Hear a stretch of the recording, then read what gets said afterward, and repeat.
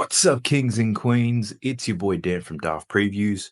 We've got two games of the WNBA. We've got one on the NBA as well. So I've got one pick from each game I'm going to take you through today. If that sounds interesting, let's go.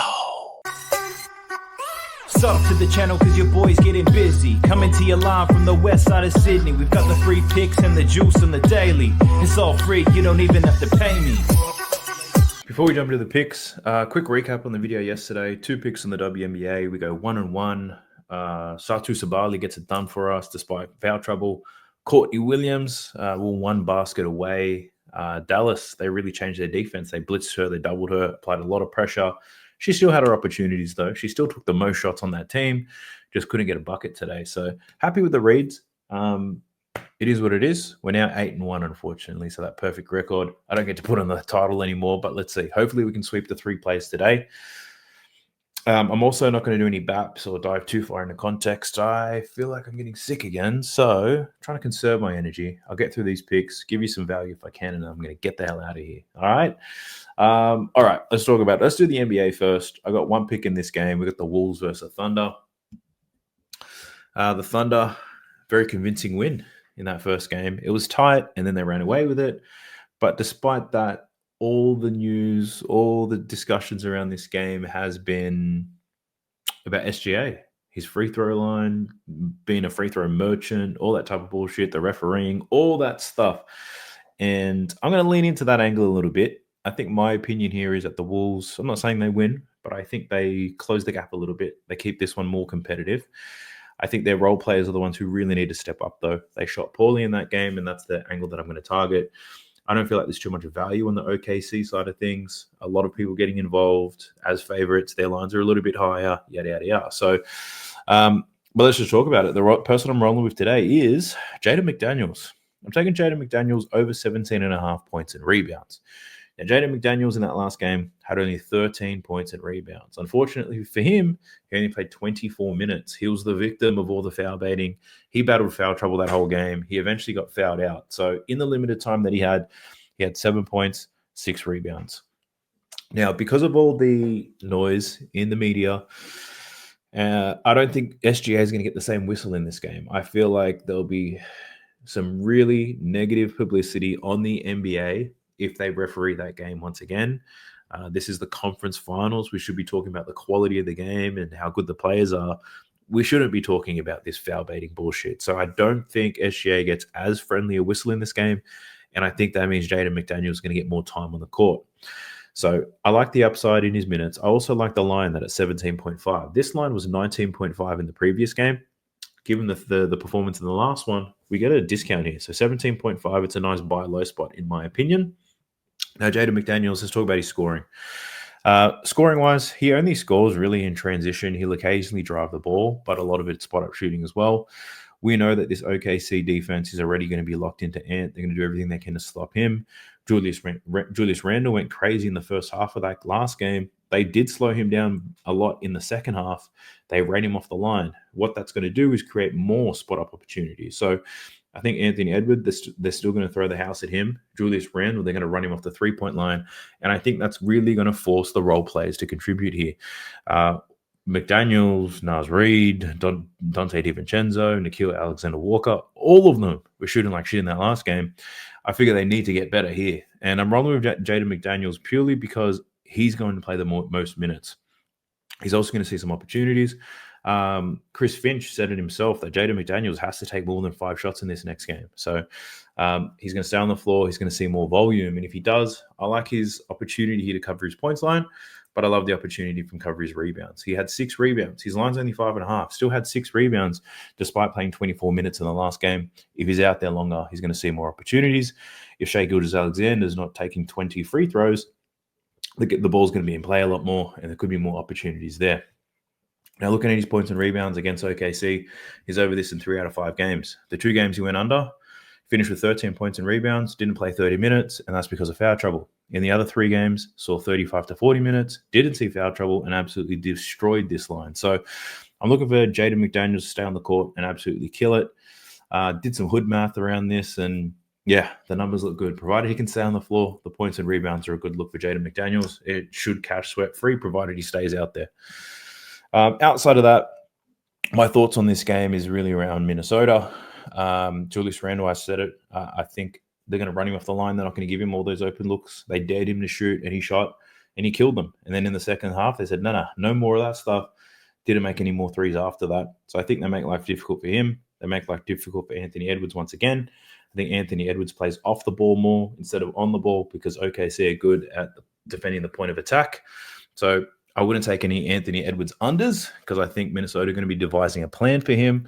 But yeah, the role players, Nas, Dante, Nikhil Alexander-Walker, I think there's value in those guys. I'm not saying all of them play well, but those guys have really low lines based on what they're capable of doing when they see the court. So that's my thoughts there. I've got nothing on OKC. I don't know what the hell they're doing. So I'll have to pass on that. Shit, I'm fatiguing fast. Let's get into the WNBA. And whilst we line up the WNBA, I'll remind you, my WNBA season pass is in the video description below. You'll get 40% off because you'll be signing up early. That's where you get every single bet that I make across every single sport between now and the end of the WNBA season. The goal here is to earn 100 units profit on the WNBA. All right, we got the Fever versus the Dream. Getting a bit of playoff vibes here. They just played each other 2 days ago, and it was a great game. The Fever won, I think, 91-90. It was very close. And these back-to-back sets can be a little bit difficult because similar to the playoffs, these teams could make adjustments. And when they make the adjustments, it fucks everything. So I didn't want to unload the tank on this, but the bet that I did want to take you through is for Alicia Gray. Now, in Alicia Gray, I'm taking her three-pointers made prop over 2.5. Tremendous plus money here. I got it for plus 130. Still plus money across most books. Let's talk about Alicia Gray. The reason why I like Alicia Gray for threes in this one is first, the volume. In 2 games this season, she's taken 10 3-pointers in both of those games. Looking back at her games in the last 2 years, if we look at the advanced filters and we look specifically at 3-point attempts, she's only taken 10 3-pointers twice, and they just happen to be the 2 games this season. Now, why is that? In the offseason, the Atlanta Dream made some changes. Not only did they bring in Breonna Jones and Brittany Griner, but they changed their head coach. And the new head coach, very different to the last one. The last coach didn't like too many 3-pointers, which is why their offense sucked.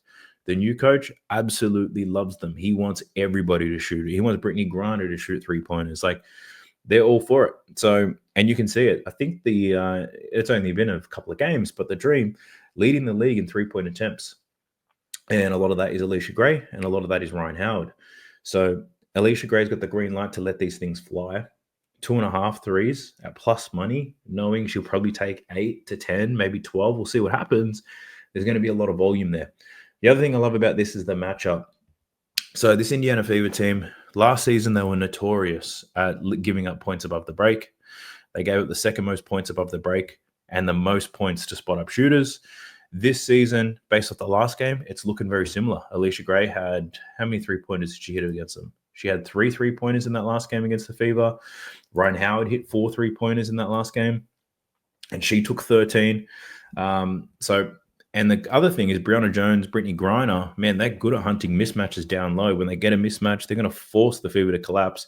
That's going to open things up above the break. So I'm liking Alicia Gray to get some threes here. I do like her over in points as well, but I'm just taking the threes as plus money, and you know what I do with plus money. It arouses me. So that's one that I'm taking.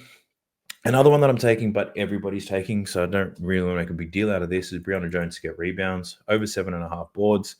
This opened at 6.5.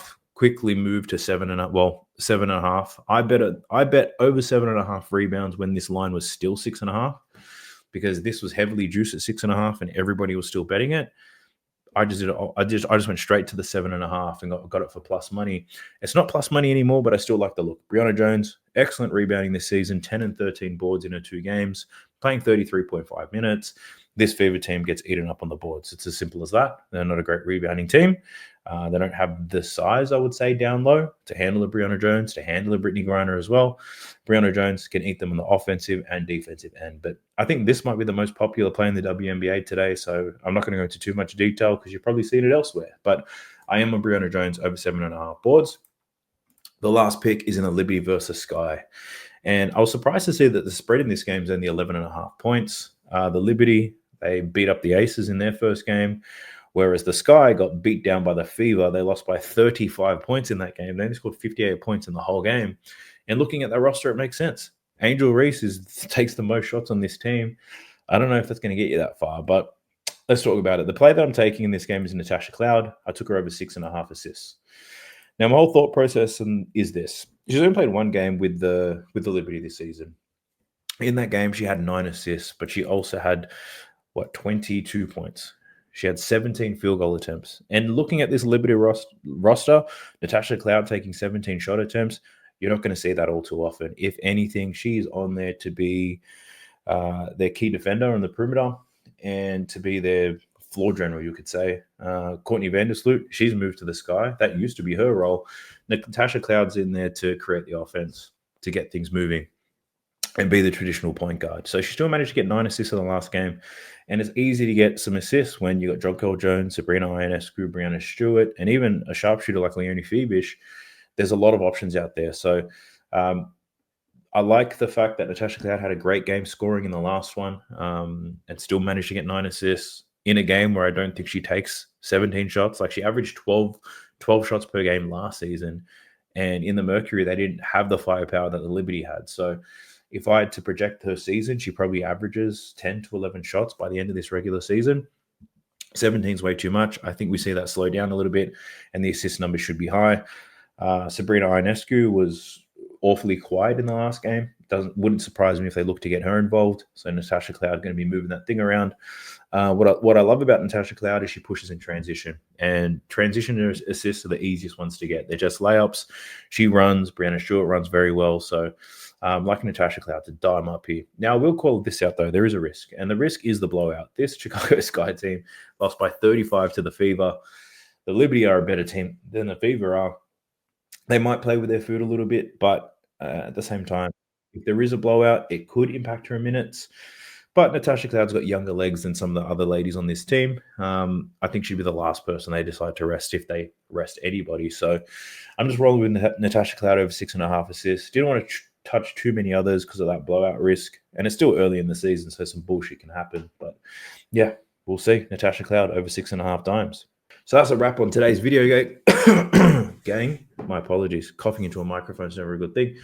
I'm going to make myself a cup of tea, head to bed, hopefully wake up refreshed. If not, we'll see. If I am sick as a dog, it probably does impact my ability to make content. So if I don't make content, I'll be sure to make a community post so you guys can see that. But I do appreciate if you made it this far in the video. Like, subscribe, drop me a comment down below, all that good stuff. And if you can, follow me on Instagram. Baby Daft is going crazy over there. But best of luck. I hope you guys cash out on this upcoming slate. Let's go. Sub to the channel cause your boy's getting busy. Coming to your line from the west side of Sydney. We've got the free picks and the juice on the daily. It's all free, you don't even have to pay me.